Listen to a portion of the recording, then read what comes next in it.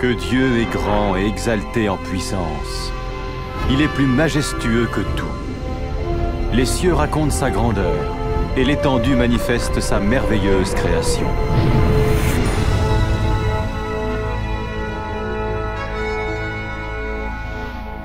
Jour après jour, ils ne cessent de parler, et chaque nuit, ils le font connaître. En créant les cieux, Dieu créa aussi la terre, et à partir de la poussière du sol, il créa l'homme et lui insuffla dans les narines le souffle de vie.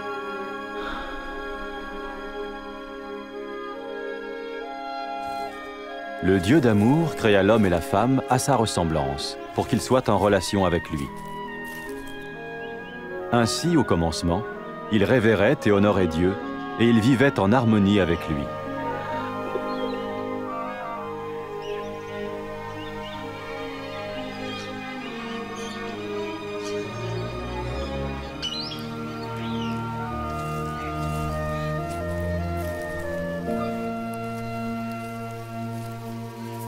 Il en fut ainsi jusqu'au jour où Satan tenta la femme pour lui faire manger le fruit défendu. Elle le donna à l'homme qui en mangea aussi. Ce faisant, l'être humain se rebella contre Dieu et suivit son propre chemin.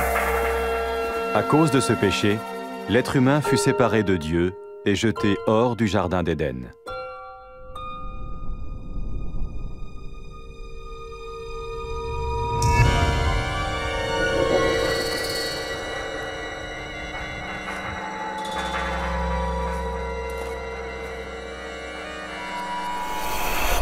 Mais Dieu aimait toujours l'être humain. Il n'avait jamais souhaité être séparé de sa création. Cependant, comment Dieu pourrait-il être saint et source de toute justice s'il ne jugeait pas l'être humain à cause de son péché? Dans son livre saint, Dieu révèle son plan pour sauver le monde de son jugement. Abraham fut l'un des premiers à découvrir ce plan.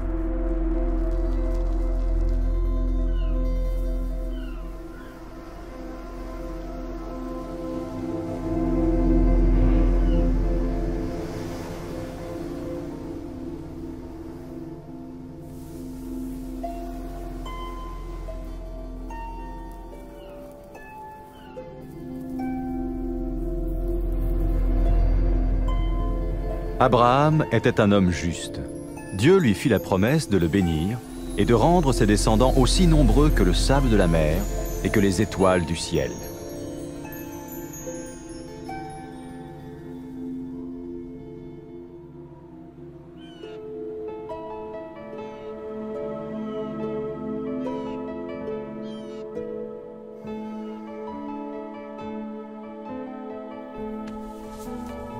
Pour mettre son obéissance à l'épreuve, Dieu dit à Abraham de sacrifier son fils en offrande pour lui. Abraham fit confiance à Dieu et chercha à lui obéir.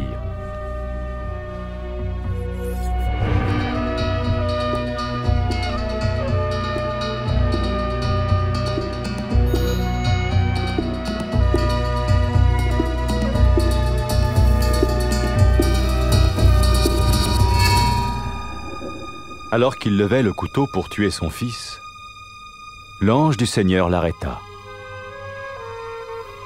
Il vit qu'Abraham craignait Dieu et voulait lui obéir.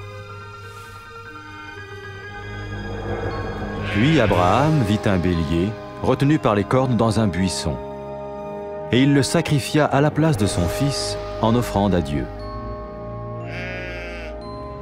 Par ce moyen, Dieu montra à Abraham qu'un agneau ou un animal similaire devait être tué pour couvrir pour un temps le péché, jusqu'à ce que Dieu pourvoie au sacrifice ultime qui paierait pour les péchés de l'humanité.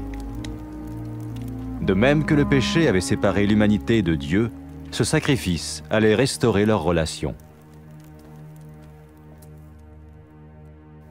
Les Saintes Écritures parlent de celui qui allait venir pour être le sacrifice ultime pour les péchés du monde. Tout comme le bélier avait pris la place du fils d'Abraham, ainsi il allait prendre la place de l'homme pour que celui-ci puisse être pardonné. Certains parlent de cette personne comme du Messie, celui qui viendrait pour réconcilier une fois pour toutes le monde avec Dieu.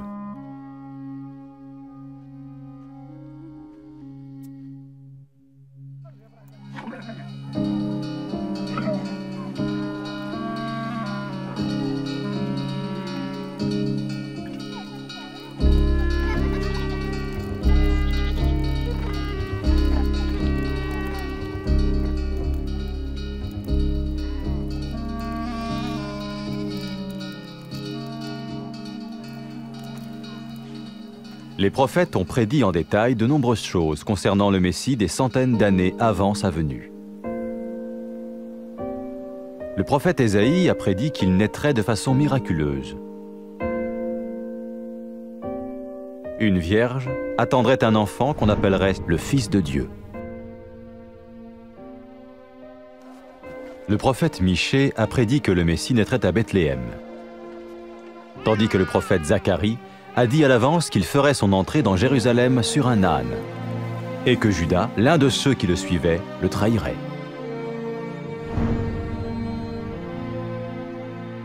Ésaïe a prophétisé ce que le Messie ferait lors de sa venue.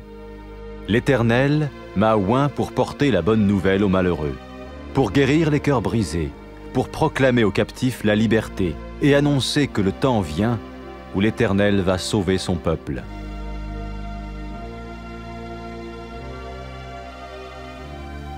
Qui était donc le Messie? Au 1er siècle vint un prophète appelé Jésus. Certains pensèrent qu'il était celui dont parlaient les prophètes.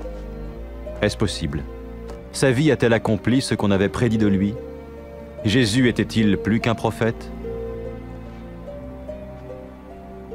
Ce qui suit est son histoire basée sur des témoignages oculaires rapportés dans les Saintes Écritures. J'écris pour toi, cher Théophile, un récit ordonné des événements qui se sont passés parmi nous. Je le fais pour que tu reconnaisses l'entière véracité des enseignements que tu as reçus.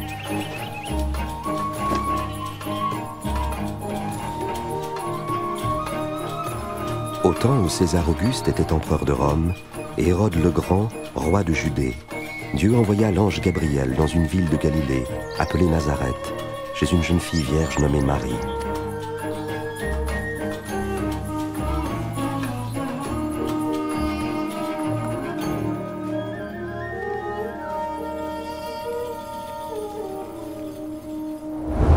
N'aie pas peur, Marie, car tu as trouvé grâce devant Dieu. Tu concevras et tu enfanteras un fils à qui tu donneras le nom de Jésus. Comment est-ce possible? Je suis vierge. Le Saint-Esprit viendra sur toi. C'est pourquoi le Saint-Enfant qui naîtra de toi sera appelé le Fils de Dieu. Son royaume est éternel. Alors Marie se rendit dans une ville des montagnes de Judée, chez sa cousine Élisabeth, elle aussi miraculeusement enceinte. Élisabeth! Marie! Cousine Marie! Tu es bénie entre toutes les femmes, et l'enfant que tu portes lui aussi est béni, car à l'instant où tu m'as salué, le bébé qui est en mon sein a remué d'allégresse. Mon âme exalte et magnifie le Seigneur, et mon esprit a trouvé la joie en Dieu, mon Sauveur. Désormais tous les âges diront mon bonheur.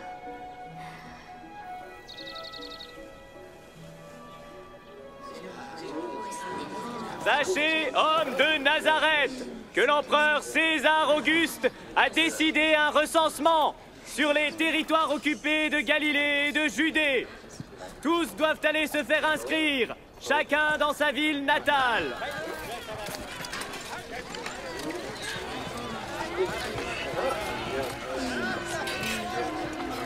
Et Marie se rendit à Bethléem en Judée, avec son fiancé Joseph pour se faire recenser.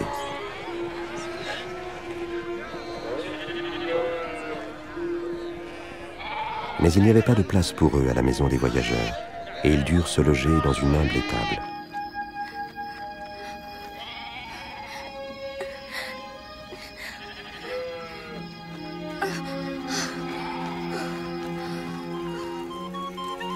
Dans les champs environnants, des bergers passaient la nuit pour garder leurs troupeaux. Soudain, un ange de Dieu leur apparut, et la gloire du Seigneur resplendit autour d'eux.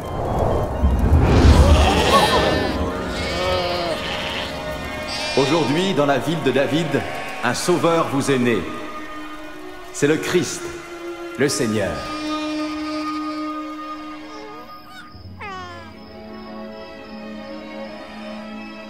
Les bergers allèrent vite voir le bébé qui était couché dans une mangeoire. Ils étaient les premiers à répandre l'évangile, la bonne nouvelle du Sauveur né d'une vierge.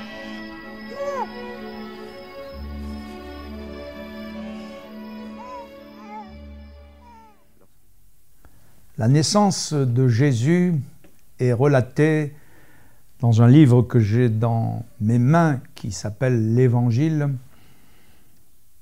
on peut aimer ou ne pas aimer, on peut croire ou ne pas croire, on peut l'annoncer comme je le fais ou le combattre, mais nul ne peut l'ignorer.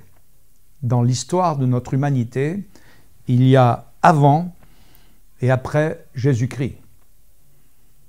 Les parents de Jésus, sa maman, Marie, et son père adoptif, Joseph, n'ont pas eu le choix du prénom. C'est un peu frustrant, n'est-ce pas? Mais c'est Dieu qui l'a imposé. Il a dit à Marie, comme à Joseph, tu lui donneras le nom de Jésus, en perspective du bébé, de l'enfant qui allait naître. Jésus signifie sauveur. Et en Jésus, Dieu nous donne le sauveur. Il vient naître dans une crèche à Bethléem.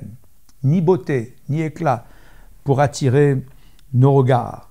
Cependant, il y a des événements prodigieux et merveilleux qui s'accomplissent lors de sa naissance. Comment ne pas penser à cette étoile? Ce n'était pas une étoile filante. C'était une étoile qui a conduit les mages jusqu'à la maison où il y avait Jésus enfant, et ceux-ci l'ont adoré en apportant leur trésor, l'or, l'encens et la myrrhe. Comment ne pas penser aux anges qui apparaissent aux bergers dans les champs, ils gardent leurs moutons pendant les veilles de la nuit. Ils sont effrayés, mais l'ange leur dit « Ne craignez point, je vous annonce une bonne nouvelle. C'est qu'il vous avait un sauveur, c'est le Christ, c'est le Seigneur. Et voici, vous trouverez un petit enfant couché et emmailloté dans une crèche. Quoi de plus pur qu'un bébé? Quoi de plus simple qu'un bébé? Quoi de plus faible aussi qu'un bébé? Et en Jésus, en Christ, Dieu vient dans notre humanité, dans sa faiblesse, pour nous apporter sa puissance, pour nous apporter sa force, car l'Évangile est une puissance de Dieu pour le salut de toute personne qui croit. La naissance de Jésus fait l'objet d'annonces et de prédictions comme aucune autre naissance. Il n'y a aucun homme, aucun fondateur de religion, aucun prophète, aucun faux prophètes qui ont paru dans la voie lactée de l'humanité comme des étoiles filantes, mais qui ont disparu et ils disparaîtront. Il n'y a aucun être humain qui a fait l'objet d'annonces et de prophéties comme Jésus. Mais tous les prophètes authentiques de Dieu, ceux dont on trouve le témoignage dans l'Ancien Testament, ont successivement annoncé sa venue. Et on pourrait résumer leurs prédictions en « Il viendra, il viendra, il viendra ». Et Jésus est venu. Dieu, en Jésus, ne nous donne pas un philosophe, on aurait pu débattre avec lui. Il ne nous donne pas un guerrier, on aurait pu se battre avec lui. Il nous donne le Sauveur en la personne de Jésus. Le but de sa venue, c'est que tu sois réconcilié avec Dieu. Es-tu réconcilié avec Dieu? Le but de sa venue, c'est qu'il vient naître d'une femme, non par le pouvoir humain, non selon le processus naturel, un papa et une maman, mais il vient naître dans le sein d'une jeune fille pour accomplir la parole qui est vieille comme le monde, la postérité de la femme t'écrasera la tête. Il vient pour écraser la tête du serpent, il vient pour détruire les œuvres du diable, il vient, et je cite cette parole de l'Évangile de Jésus lui-même, « Je suis né et je suis venu dans le monde pour rendre témoignage à la vérité, et celui qui est de la vérité, il écoute ma parole. »